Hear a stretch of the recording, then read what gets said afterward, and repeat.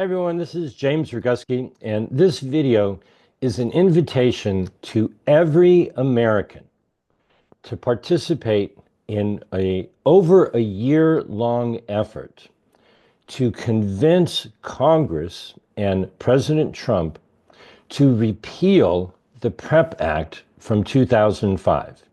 Now, if you're not familiar with the PrEP Act from 2005, you can certainly read about it below.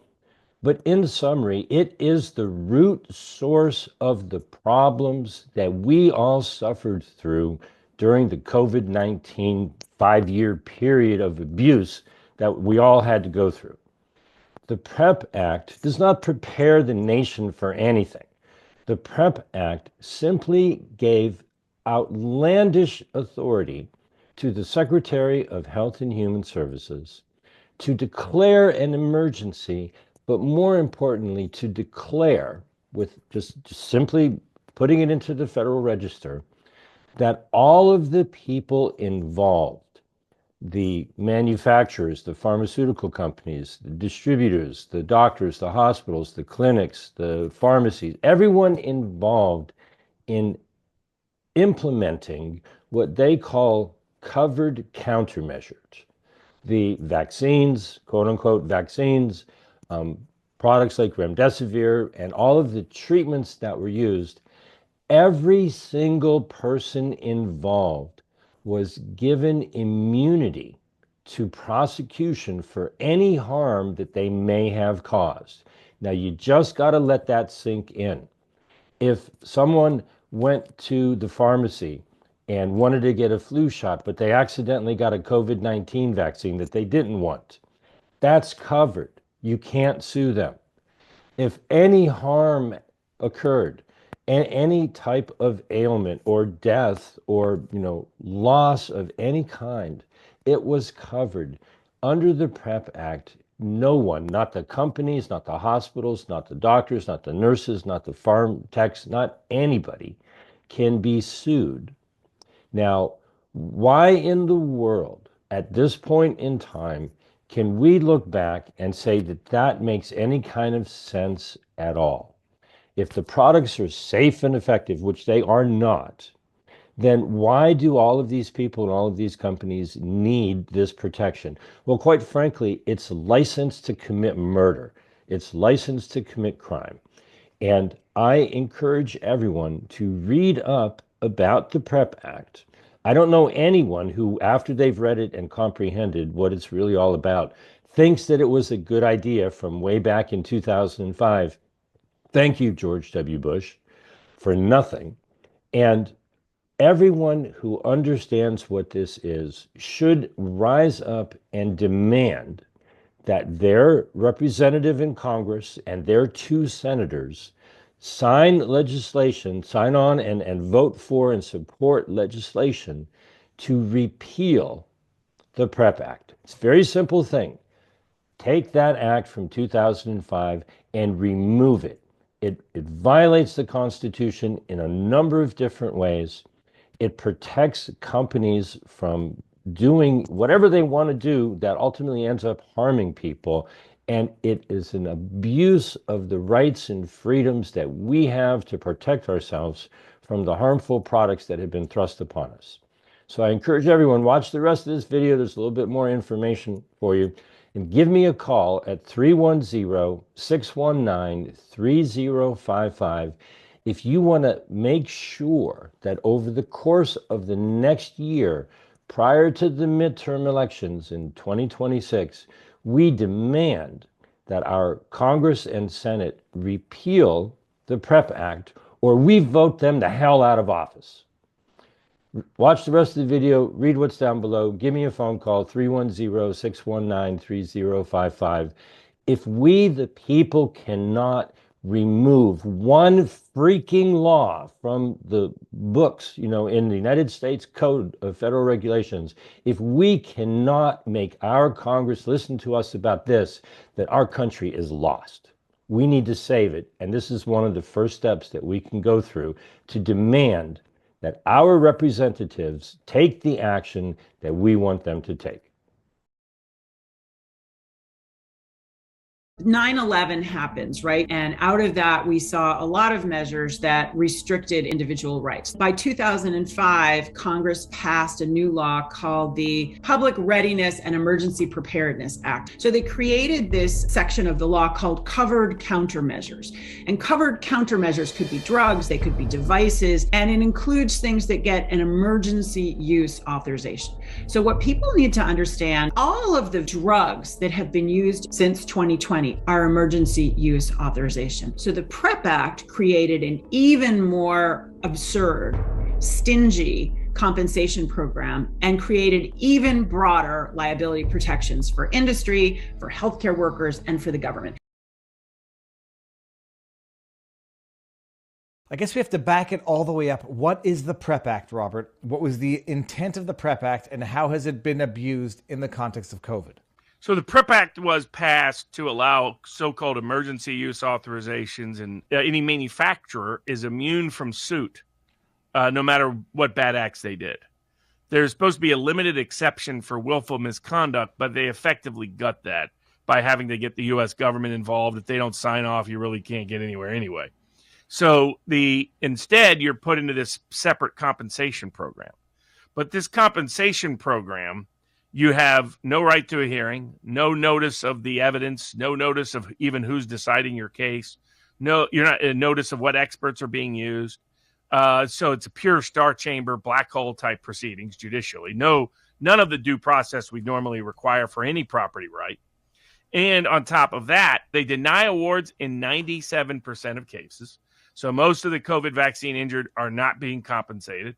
So it's a complete joke. It was sold at the time that this would be a totally effective alternative to make sure we could get emergency assistance during a pandemic that at the same time wouldn't leave the injured out to dry.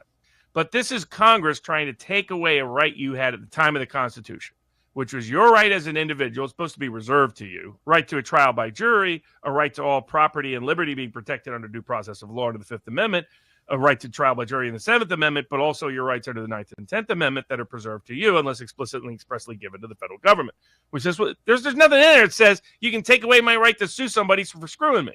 The right of negligence, tort, state law common cause of action, common law cause of action has always been established and was there at the time of the Constitution. Nothing in the Constitution gave that power to Congress. So Congress just comes in and unilaterally strips everybody of it. And they unilaterally strip it and create a so-called substitute that's not a substitute at all. It's not a substitute by process. It's not a substitute by result. So you're losing who gets to decide the process. The way the process is decided is a crock, and you're denied your state property interest in your common law cause of action, which is protected under the Fifth Amendment. So I think there's First, Fifth, Seventh, Ninth, and 10th Amendment violations by this. Here's what's happened in the past. States have done, in some federal proceedings, have removed causes of action for select kinds of injuries, most commonly workers' compensation. They created a workers' compensation system so that you could no longer privately sue. You instead had to go through the employer system, the workers' compensation payment system. However, the courts approved that because they said it was, quote, a reasonable substitute for the available alternative. Nothing about the PrEP program is a reasonable alternative to your right to a jury trial to sue a vaccine manufacturer for the injury their negligence produced. And so in my view, that this was always unconstitutional. I've never understood how Congress purports to have the authority to take away from states and take away from individuals how this is governed. Their property interest in their common law cause of action. Justice Marshall and others in the past have pointed this out. PrEP Act was never constitutional in my view. How does this usurp the U.S. Constitution and state constitutions? So, Kathy, there are 3 sections of it that are where the core of the treason sits. And it's the overall section is 42 U.S.C. 247D-6D. And the 3 sections are B7, B8, and B9. And B7 is the one that precludes all judicial review of an HHS secretary declaration or determination. They have a couple different names for a couple different types of things that they do.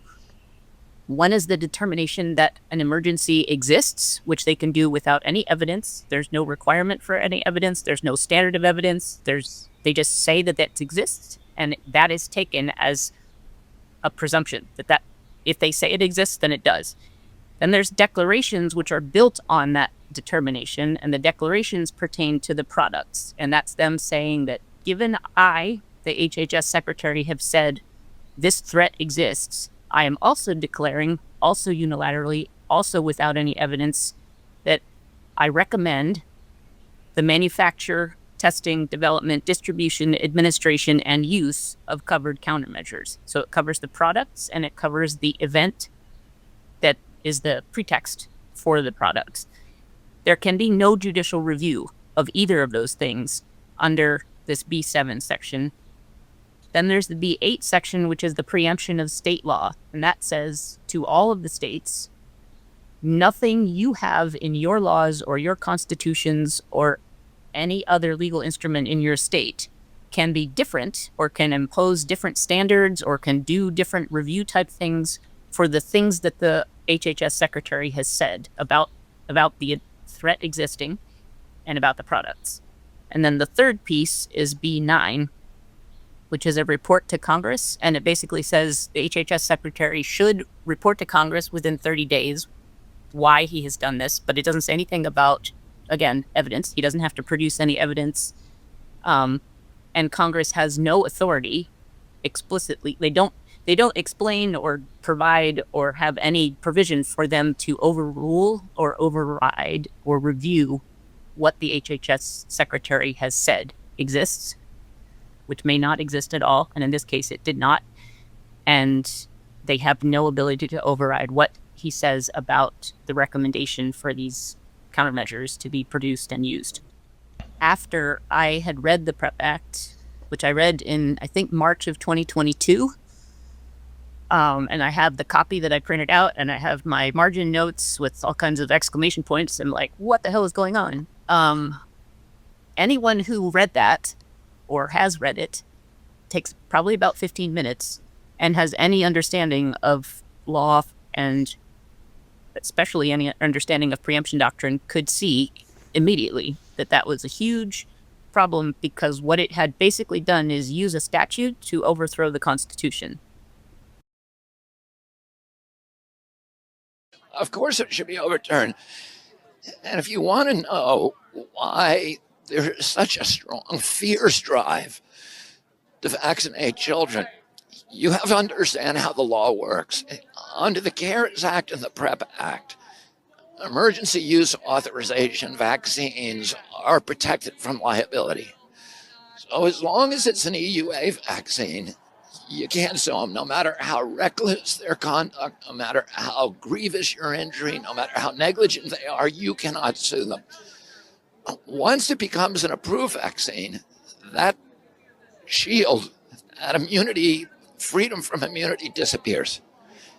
And we will be able to sue them, unless it's a recommended vaccine for children. Because under the Childhood Vaccine Act, any vaccine that is recommended for children automatically receives immunity from liability, even when that vaccine is given to an adult. So Pfizer knows that it cannot afford to give an approved vaccine to any American, because attorneys like me, will sue them and bankrupt them overnight. We will make them pay for the entire pandemic. But if they can get it approved for children, and they'll get immunity from liability, and they will not have to deal with the consequences of their behavior. Imagine I came to you and I said, hey, Tucker, I got a business idea for you. Okay, you ready? You want to hear it? Listen, what we're going to do. We're going to put out this product, okay? Like, what is it? Don't worry about it. But we inject into people. Well, why would people take it? Well, the government's going to mandate it. Oh, okay, great. Well, is it safe? Don't worry about it, because they're going to give us immunity. Well, I mean, what if people start attacking us in the media? Don't worry. The federal government's also going to promote it for us, as well as all 50 health agencies. You'd be like, well, let me get this straight. Guaranteed market, immunity to liability. It's a no-brainer. The simplest way would just be to remove the immunity to the companies that make those products. It's now been many years that these products have been on the market.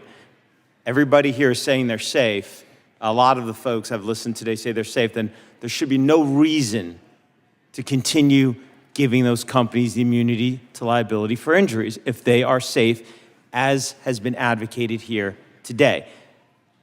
Behind me is a representative from a group called React 19. This one group has over 36,000 seriously injured Americans from COVID-19 vaccine. It is run by two individuals. One was a clinical trial participant in the AstraZeneca, one received the Moderna vaccine. He was an orthopedic surgeon, had transverse myelitis. There are hundreds of medical professionals that are part of this group. They're a very serious organization. And people always tell me, the folks who call your firm about vaccine injuries, they're anti-vaxxers. No, I assure you they're not, because the folks who have issues with vaccines don't get vaccines. They don't call us about vaccine injuries. It's only after they get injured they get gaslit in that way. These folks deserve our attention and our sympathy. Every person who's injured by a disease, whether it's COVID or any of the other diseases mentioned today, we should care about them. We should take care of them. We should care about every child injured by any infectious disease, like the doctor here treats. But we should also care about those injured by vaccine products, and we don't. The CICP, we currently have a lawsuit. We have two lawsuits pending right now seeking to asking a federal judge to declare the CICP program and the PrEP Act immunity unconstitutional because, to your point, that program has zero due process. You don't know who your trier of fact is. There's no opportunity for hearing. You don't know anything. It's basically a black hole. And they only have, and this is another thing Congress could potentially address, they only have a few $1 million. So even if they were not constitutionally process deficient, they don't have any money to pay anybody.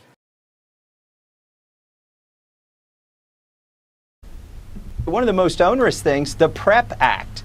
This basically is what I call medical malpractice martial law. It supersedes all state law, all federal law, and it says unless somebody with intent kills you, with one of their PCR tests or with the treatment or with a vaccine, you have no legal recourse unless they meant to hurt you. It's ridiculous, and this needs to go away. End it now. So just to be totally clear on what you just said about current federal law, if my child was required to get a COVID shot in order to go to college, as almost all college students were, and then develops severe heart problems, as so many young people have from these vaccines, we can't sue the college for requiring that? No, you can't sue the college or the person that gave you the shot or the pharmaceutical company that made the shot. In fact, I have a constituent. She went to get a test at a hospital. They stuck the swab so far up in her nose, they punctured the membrane that holds in the fluid that surrounds your brain. Required surgery to fix. It leaked into her throat, and she went to sue the people that stuck that swab up in her nose. They said, nope, PrEP Act. So it doesn't just cover vaccines, it covers everything. It covers the treatments, the vaccines, and the tests, and anybody giving them. I have a mom who took her 2 kids to get a flu shot last year. They accidentally gave them the adult dose of the COVID vaccine. Again, They say, oh, PrEP Act, you can't sue us. Well, it's awful, and people should have a legal recourse when they're injured. I'm here with Ray Flores, independent counsel. Tell us what you're doing here at the COVID litigation conference. What are you looking forward to seeing and hearing, and what are you speaking about here? I'm going to be speaking about public enemy number 1 tomorrow, the PrEP Act, and that is what precludes anybody from being able to get any sort of meaningful compensation for a COVID-19 vaccine injury or any other covered countermeasure. The PrEP Act has been in effect since 2005 when when he signed it, and nobody has ever been able to bring a lawsuit under what they call willful misconduct in Washington, D.C. Pleading willful misconduct is next to impossible. Murder is easier to prove. You have to show that there was an act or omission that was done intentionally to achieve a wrongful purpose that had no factual or legal justification, and that they knew from the onset that it was obvious that any benefit or any harm would be greatly outweighed by the benefit. And so that's almost impossible to prove, and you have to prove it with what they call clear and convincing evidence, and you have a 3-judge panel ruling on it. You've got Bruno with the brass knuckles over in the corner threatening Rule 11 sanctions to make an example out of you for having dared bring a case. that they consider to be frivolous or out of the box. So I've overcome some significant challenges just to even bring it, And that's why I believe no other attorney has ever dared bring a lawsuit properly under the PrEP Act. From the onset, they never cared if it was licensed or if it was merely authorized. But the moment in writing and in the contract with Pfizer, and once it was authorized, which means it may be effective, they went out and they told the whole world that it was safe and effective, and they even told healthcare providers to say that it's safe and effective as well. And so they carried forward a lie. And the wrongful purpose was to bring about a mass human experiment, the largest in modern history.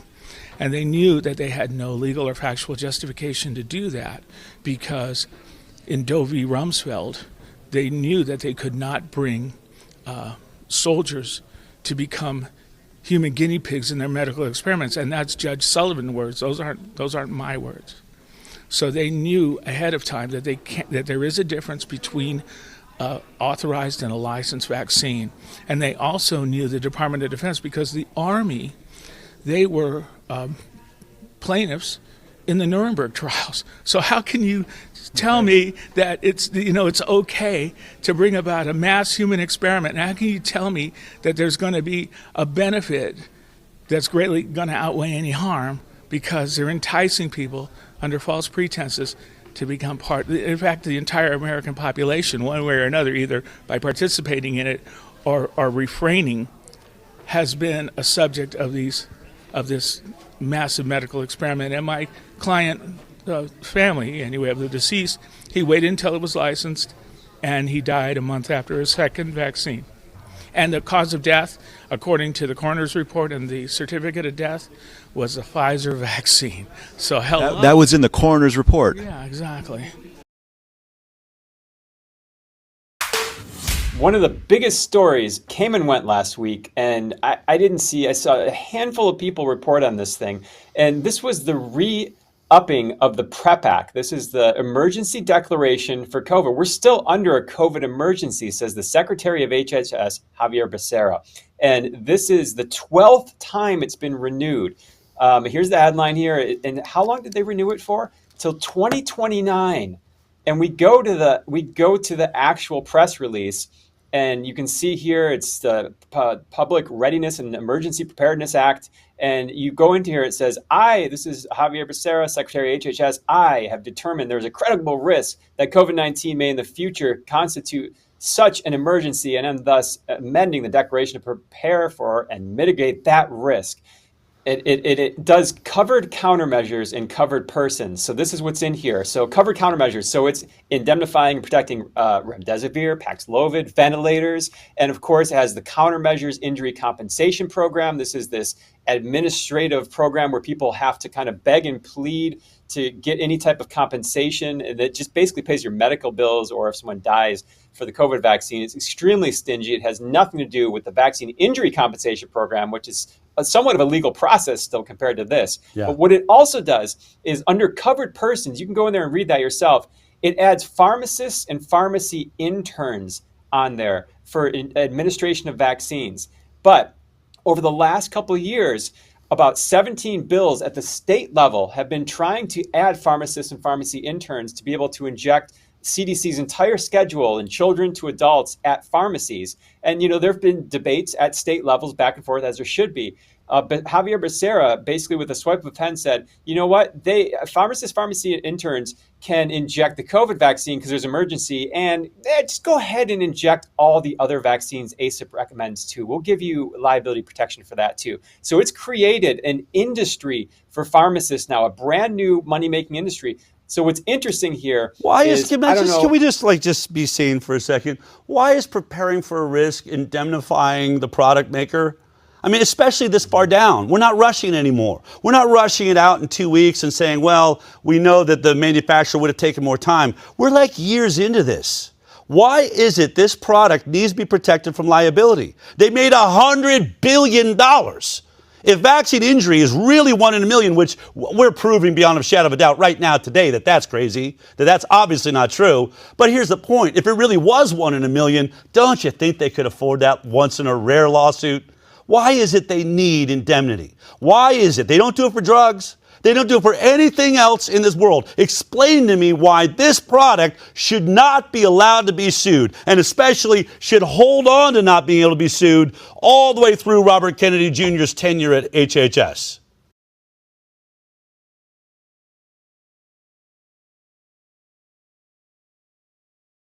There are two important areas when you consider the purchase of vaccine and virals. One is the danger that may be available to an individual that is going to take those vaccines or antivirals, and secondly will be the company that produces them. One is called the liability provision, and one is called the compensation provision. Now, we have dealt with this on a number of different occasions. We dealt with this with the swine flu. We've dealt with this with smallpox. And we've dealt with these issues when we've had childhood vaccines. And one thing we know from experience is that if you don't have an adequate compensation program, no matter how much money you put in terms of the purchase of vaccines or in terms of antivirals, the program just is not going to work. It just isn't going to work. And so there has to be a balance, Mr. President. There has to be a balance of assurance that if first responders are going to go on out there and take their chance with these new vaccines, that if they are going to get ill or sick, that there's going to be some compensation for them and for their families, for the time they lost for wages and for their families if they become grievously ill or sick or even die.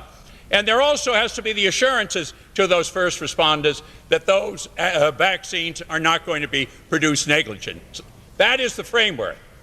Now we have to ask ourselves, for the provisions that have been put in the Defense Appropriations Bill, how do they line up with what has been successful in the past and has been bipartisan efforts? Mr. President, this provision fails in every respect of the word. First of all, there's a compensation program that is not funded. Do you hear me? Is not funded. It'll depend upon future appropriations. If you want to buy a pig in a poke, by that particular provision. All you have to do is ask my friend from Utah, Senator Hatch, how we have funded the downwinders over a long period of time, when we did not have required payments, when we know as a direct result of governmental action that we have impacted adversely hundreds of thousands of downwinders in the state of Utah and in the West. We have not measured up to that. There is no adequate compensation program in. And therefore, this program is not going to work.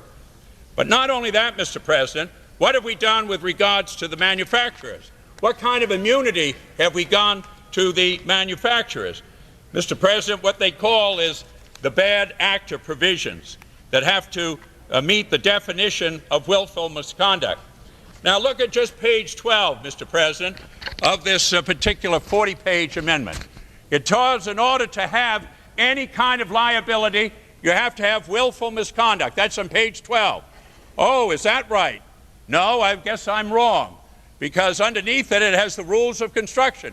And it says more stringent standards than willful misconduct. Oh, who's going to develop more stringent standards? Well, right here on page 12, it says the Secretary, in consultation with the Attorney General, shall promulgate regulations and will further restrict the scope of action on willful misconduct. So willful misconduct, which means intentional, isn't good enough. Oh, well, at least we've solved that, right? Wrong. Just go down to what is the standard of evidence. They changed the standard of evidence in the various trials. That's at the bottom of page 13. Well, you think they've changed the standard on willful misconduct, they changed the standard of evidence. Shouldn't that be enough? Right? Wrong. You don't have a case. You don't have a case even under those provisions unless the FDA begins to have a case against that particular company. Well, maybe they'll go ahead and begin the case. Right? Wrong again. It has to bring it, conclude it, before you have any right on that. Well, I'm not very satisfied with that particular provision. Maybe I'll just appeal that in the courts of this country. Right? Wrong. There is absolutely no judicial review whatsoever in this particular provision. No judicial review. It's whatever the administration says, whatever the secretary says, whatever the head of the FDA says, with change and gimmick rules, Mr. President. This is a sham. Now we would just say, well, okay, we've got epidemics. We really have to worry about epidemics, right?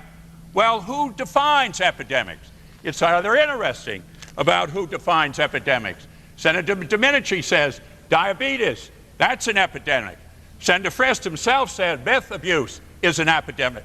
Bill Frist himself said obesity is an epidemic. Arthritis, Senator Bond says, was an epidemic. Look here this week in Newsweek magazine. Here is the Secretary of HHS who's going to enforce this provision. This is what he says. We're seeing an epidemic of chronic diseases. Oh, obesity is just one example. Well, how many diseases are going to be epidemic? Well, we say that's all right because it's just going to apply to that particular disease. Right? Wrong again. This provides the same kind of protections for any of the drugs or anything else that deals with the side effects of the measures that they are developing. My goodness, Mr. President, generally around here we measure who the beneficiaries are and who the losers are, who the winners are and who the losers are. And we have seen over the period of the last year and the year and a half how the drug companies come out time and time and time again, but never, never, ever, ever like they have with this sweetheart deal that was stuck in after the assurances had been given to the conferees that there were no provisions with regard to the liability. The Medicare drug law made it illegal for the government to negotiate prescription drug discounts for seniors. They do it in the VA system, it's lower. We were prohibited to permit that now. The Republican Congress blocked legislation allowed the importation of safe and less expensive drugs. And now we find in the biodefense bill the shields for companies who make dangerous drugs with no compensation for injured patients. That is a scandal, Mr. President. It has no business being in this bill. Has absolutely no business of being in this bill. The Judiciary Committee had requested an opportunity to examine it. It was rejected out of hand. We have had virtually no hearings on this particular provisions. It is the wrong thing to include in this legislation, Mr. President. And I could go on and will go on, since my time is not up, about what some of our colleagues have said about childhood obesity. The responsibility for this growing epidemic rests with all of us, the American consumer. We need to get serious about fighting fat. These are the provisions, Mr. President, right in here, in the language of the legislation about what is an epidemic. And in that, you'll find out the broad definition on page 31, Mr. President. I'll just take a moment of our time here. On page 31, it says qualified pandemic or epidemic product. The term epidemic means any drug, biological, any device. And it deals not only with any of those, but any other product, any other kind of product that is produced to deal with the side effects. This is really a scandal. It's a giveaway. It's outrageous. It is rare, if ever, Mr. President, that we give this kind of privileged status to any industry in the country and give this kind of authority and power to one branch of the government. There is no second guessing. There is no judicial review. There is no involvement further on of the Congress. And that is basically and fundamentally wrong. And we are asking and committing $3.7 billion to go down this road. It is really outrageous and it is wrong, Mr. President. And do I still have the 2 minutes? And Mr. President, I want to give the assurance that as soon as the Secretary of HHS issues what he calls a declaration for a pandemic, that is going to be charged in the courts. That's going to be, that issue is going to go into the federal courts and the circuit courts of appeal. I'll include in the record legal authority that believe that this provision is absolutely unconstitutional, the way that it is drafted, because of the indefiniteness of the criteria and because there is the real possibilities and likelihood of serious injury to individuals without their rights to go to court. That's what we're doing in this provision. It is going to be challenged along the way. So we want to tell those in the bio industry, and they're healthy in my state, and I've worked with them. You want to work with us and get an effective provision, an effective compensation, like we did in the past with the small flock. You want to get an effective provision to deal with liability, which is responsible, and which responsible drug manufacturers will welcome. We're willing to welcome you, and we're willing to work with you. But we can tell you that this provision will not go into effect. And it's misleading the American people to think we're making a down payment in the development of the vaccines for the reasons that I've mentioned here this evening.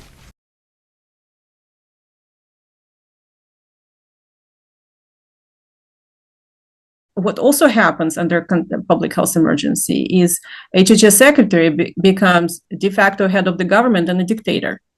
Again, nobody really knows, but it was Alex Azar, now it's Javier Becerra, who deploys these things on the United States population, on every man, woman, and child here.